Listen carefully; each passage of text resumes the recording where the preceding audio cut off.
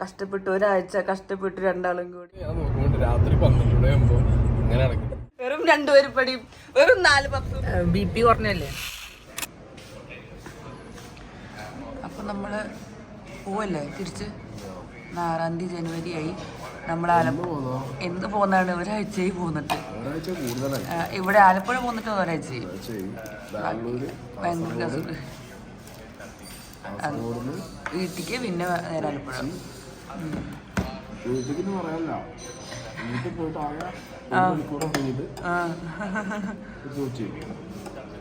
അപ്പൊ നമ്മളിനി പോവാണ്.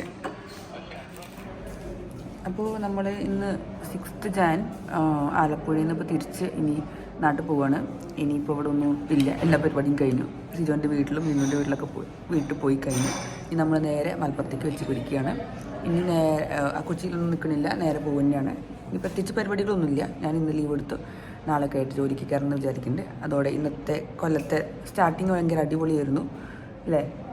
ഈ കൊല്ലത്തെ സ്റ്റാർട്ടിങ് ഭയങ്കര അടിപൊളിയായിരുന്നില്ലേ? അല്ല, എല്ലാ കൊല്ലം അടിപൊളി തന്നെയാണ്. അപ്പോൾ ഇനി നല്ല നല്ല ആഘോഷങ്ങളും എല്ലാത്തിലും ഞങ്ങൾ പങ്കെടുക്കാൻ പറ്റുന്ന ആഗ്രഹിക്കുകയാണ്. അപ്പോൾ ഇനി കാണാം. അത് ഇന്നിടും. ഇത് ബാക്കി, ഇത് പിറ്റേ ദിവസം. അയ്യോ, ഇത് കല്യാണം പിറ്റേന്നിന്റെ പിറ്റേന്നായിട്ടോ, 2ാം ദിവസം, Day 2. അപ്പൊ പെരുന്നാളുടെ വീഡിയോ ഒക്കെ കഴിഞ്ഞു. ഇതിപ്പോ ഇവർ 2 പേരും ഞങ്ങളെ കാണാൻ വേണ്ടി യാത്ര അയക്കാൻ വേണ്ടി വന്നതാണ്. പാവം കഷ്ടപ്പെട്ടു ഒരാഴ്ച കഷ്ടപ്പെട്ടു രണ്ടാളും കൂടി. ഞങ്ങളാണ് ഇവരെ ബുദ്ധിമുട്ടി സത്യം പറഞ്ഞല്ലോ ഒരാഴ്ച ആയിട്ട്.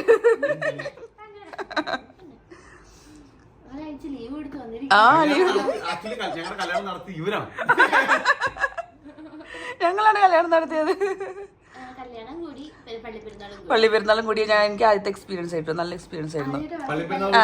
അതെ ഫസ്റ്റ് ടൈം. ഇല്ല, നമ്മള് ടാറ്റ പോവാണ്. ടാറ്റ ബൈ ബൈ പറയാണ്. അപ്പൊ ഇനി വീണ്ടും ബൈ ബൈ ബൈ. ഇനി മലപ്പുറത്ത് പോവാണ്. മലപ്പുറത്തേക്ക് പോവാണ്. കുറച്ച് ലേറ്റ് ആയി. ഭയങ്കര വെയില്.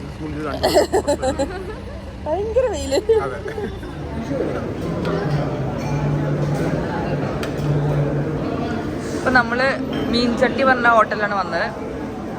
മീൻ കഴിക്കും. അപ്പോൾ നമ്മൾ മീൻചട്ടി പറഞ്ഞ ഹോട്ടലിലാണ്. ആലുവേൻ്റെ ആലുവ സൈഡല്ലേ. ഞങ്ങൾ ഇവിടുന്ന് ഒരു വട്ടം കഴിച്ചതായിരുന്നു. അപ്പോൾ അതുകൊണ്ട് തന്നെയാണ് ഞങ്ങൾ വീണ്ടും വന്നത്. നല്ല അടിപൊളി ഫുഡാണ്. അപ്പോൾ നമ്മൾ മീൻചട്ടിന്ന്, അതായത് ഏകദേശം ആലുവ ഭാഗത്തുണ്ട് അല്ലേ, ആലുവ ഭാഗത്ത് നിന്ന് മീൻചട്ടിന്ന് ഫുഡൊക്കെ കഴിച്ചു. അപ്പോൾ നമ്മളിപ്പോൾ ഏകദേശം ഒരു 3:15. അപ്പോൾ നമ്മൾ തൃശ്ശൂർ എത്താൻ പോവാണ്. അപ്പോൾ തൃശ്ശൂരിൽ നമുക്ക് പോയിട്ട് നമ്മളെ പെങ്ങളുട്ടിനെ കാണണം. പെങ്ങളുട്ടിനെ കാണുന്നതിന് മുന്നേ എനിക്ക് വേറെ കാര്യം സൈനോടൊന്ന് ചോദിക്കട്ടെ. എന്താ പെങ്ങളുട്ടിനെ നമുക്ക് കാണാൻ പോകണ്ടേ? എന്താ നമ്മൾ ഇന്ന് കാണണം എന്ന് പറഞ്ഞത്? പെങ്ങളുട്ടി ഇന്നലെ രാത്രി ബോധാവസ്ഥയിൽ ഹോസ്പിറ്റലിലായിരുന്നു. ബോധം പോയി പെങ്ങളുട്ടി. വൈകുന്നേരം കേരളത്തിനെ ഞെട്ടിക്കുന്നൊരു ന്യൂസ് വന്നിരുന്നു. ഗോവയ്യോ റൂം ഇനി മുതൽ കല്യാണം കഴിക്കാത്ത ആളുകൾക്ക് കൊടുക്കില്ല. പെങ്ങളുട്ടിയുടെ ബോധം അവിടെ പോയി. പിന്നെ പെങ്ങളുട്ടീനെ ഞാൻ നോക്കുമ്പോൾ രാത്രി 12 അങ്ങനെ നടക്കും. അയ്യേ, ഞാൻ ചത്തേന്ന് പറഞ്ഞു. അങ്ങനെ നടക്കുക. ഫോട്ടോ കഴിച്ചിട്ടുണ്ട് പെങ്ങളുട്ടി ചത്തേതാണ്. സംഗതി സീരിയസ് ആണ്. സംഗതി ആശാന്റെ ബോധം പോയി. അപ്പൊ ഗോവയ്യോ റൂം നിരോധിച്ചത് കൊണ്ടാണോ അതോ ഇത്രയും ദിവസം കാസർഗോഡ് കോഴിക്കോട് എന്നൊക്കെ പറഞ്ഞ് പെട്ടെന്ന് ഷോക്കായതാണ്. അപ്പൊ എന്താണെങ്കിലും ഞങ്ങൾ എന്തായാലും നന്ദനെ ഒന്ന് കാണാൻ പോകുന്നുണ്ട്. നന്ദനെ കണ്ടിട്ട് ആ ഖേദം ഒന്ന് അറിയിക്കണം. പ്രഷർ കുറഞ്ഞിട്ട് വീണ് കിടക്കാന്ന് പറഞ്ഞു. ഇങ്ങനെ ചിരിക്കണ ഒരാൾക്കുള്ള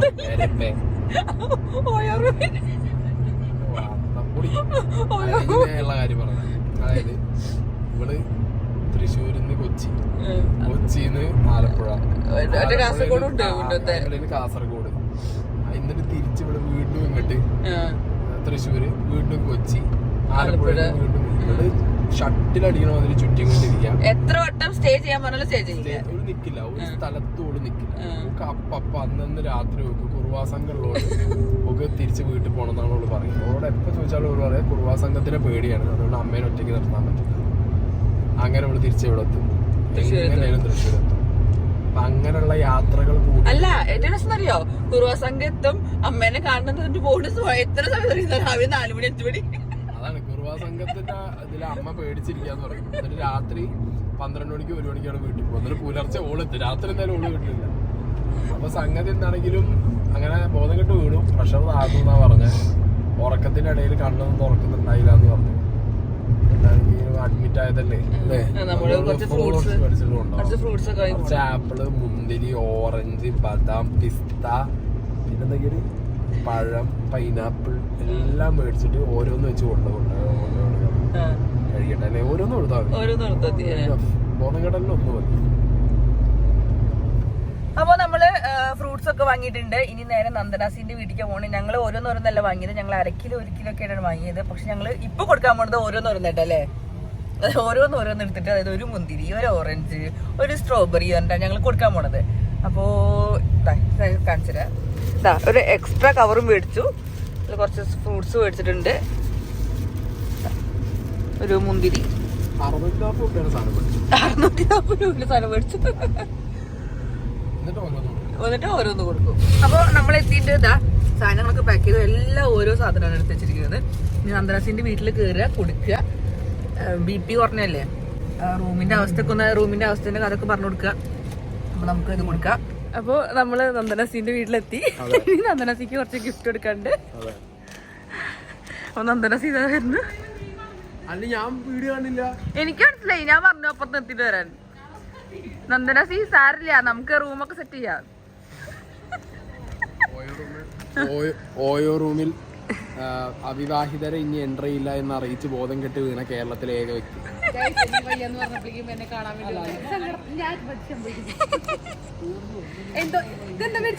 ഫ്രൂട്ട്സ് വയ്യാത്ത ഒരാൾക്ക് വരുമ്പോ, വയ്യാത്ത ഒരാൾക്ക് ഫ്രൂട്ട്സ് കൊണ്ടുവരാനുള്ള സ്വാതന്ത്ര്യം എനിക്കില്ല.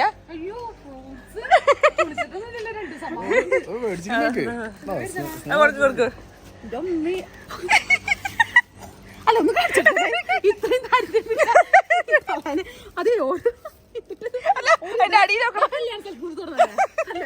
ഒരിത്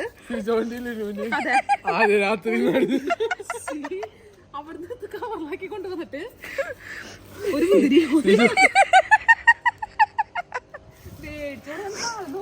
അമ്മ സാധനങ്ങൾ ഞങ്ങള് ഫ്രൂട്ടാണ്. കണ്ടോളൂ എന്തൊക്കെയാണ്. ഇതെന്താ? അനാറ്, മാതളം. നിങ്ങളെ ഭാര്യ അച്ഛൻ പറയണ പോലെ അതിനെ കഷ്ണാക്കുന്ന തന്തപ്പരി വല്ലതും പറയണ്ടോ? അനാറ്, സ്ട്രോബെറി. പിന്നെ സ്ട്രോബെറിക്ക് ഭയങ്കര വിലയടി, അതുകൊണ്ടാ ഒന്ന് മാത്രമേ മേടിച്ചുള്ളൂ. മുന്തിരി. ഓ സായിച്ചേട്ടാ, ഇതില് നല്ല ഭംഗിയുണ്ട്. ചിരിച്ച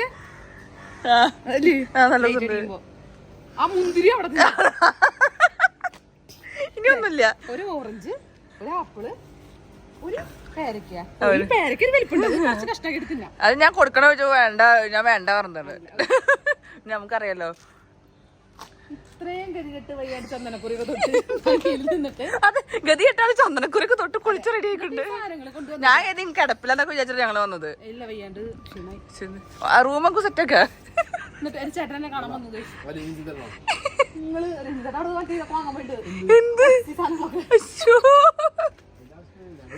അമ്മ കൊണ്ടുവന്നതാ.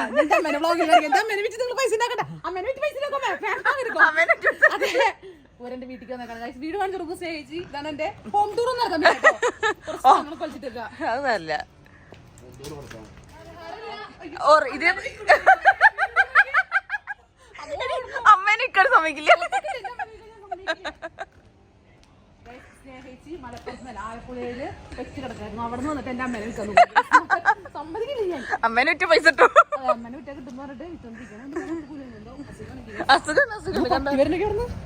അമ്മേ ഞങ്ങൾ ഒരു ഫ്രൂട്ട്സ് കൊടുത്തതിന് അതേപോലെ ഒരു സാധനം, ഒരു ചക്ക എടുത്ത് കൊണ്ടുവന്നു. ചക്ക കഴിച്ചോ, നല്ല മധുരം ഉണ്ടോ നോക്കാം. പറയണേ, റിവ്യൂ പറയണം. കഴിച്ചോ, റിവ്യൂ പറയണം.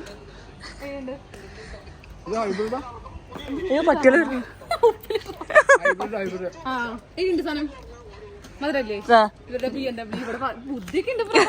ഞാനാ പറഞ്ഞത് വർക്ക് ഇവിടെ. അപ്പൊ ചക്കമരത്തുനിന്ന് നന്ദനസി ചക്ക കൊണ്ടുവന്നു. ചേട്ടൻ കുറച്ച് മുന്തിരി, സ്ട്രോബെറി കൊടുക്കണ്ട. ശരിക്കും എന്താണോ സ്ട്രോബെറി വാങ്ങി വന്നിട്ട് ചോദിക്കുന്നുണ്ട് സ്ട്രോബെറി എന്തിനാണ്. സ്ട്രോബെറി പുളി കഴിക്കണം ഭയങ്കര ആഗ്രഹം. പുളി കഴിക്കണം ഭയങ്കര ആഗ്രഹം. കുഴപ്പമൊന്നും ആരോഗ്യത്തിന് നല്ലതാ. പുളി കഴിക്കണം. ഞങ്ങൾക്ക് ജീവിക്കട്ടെ. നിങ്ങൾക്ക്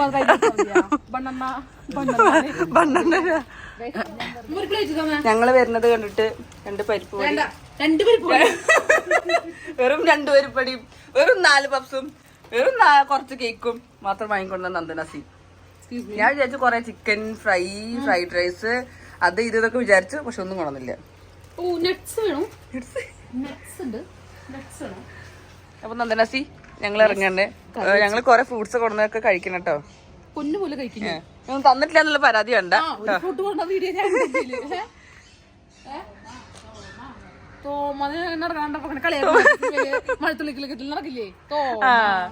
അപ്പൊ നമ്മള് പോവാണ്. ഇതാ നന്ദനസി ഇവിടെ ഉണ്ട്.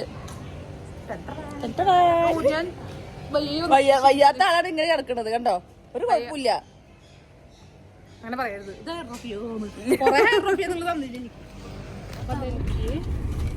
നന്ദനസി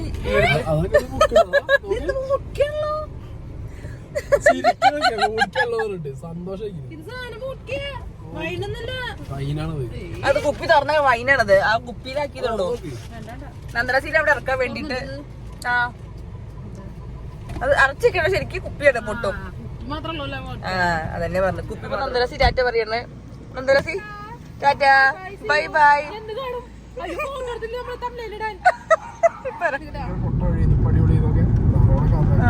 ഇത് നല്ല റോഡ് കേട്ടോ.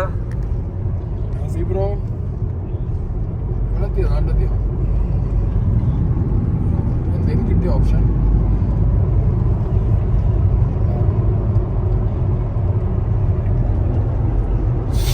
അതല്ലെങ്കിൽ വേറെ ഏതെങ്കിലും ഒക്കെ.